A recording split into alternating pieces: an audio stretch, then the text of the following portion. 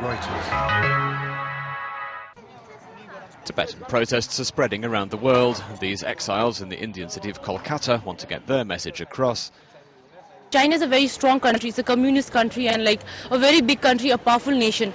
So like we Tibetans are minority. The protesters are echoed by the Speaker of the US House of Representatives, Nancy Pelosi, meeting the Tibetan spiritual leader, the Dalai Lama, at his Indian base. The situation in Tibet is a challenge to the conscience of the world. It's a challenge to the conscience of the world that I hope that we can help meet. It is a situation where we need to know what is happening there and the world needs to know. The crackdown on the protests in Tibet and neighbouring Chinese provinces, which may have killed dozens of people, has sparked calls for a boycott of Beijing's Showcase Games.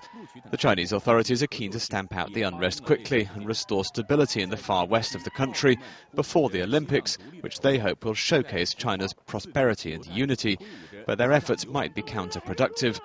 The website of a Tibetan newspaper published pictures of alleged rioters, apparently supplied by Chinese security services, and urged its readers to turn in the suspects. Bennett Allen, Reuters.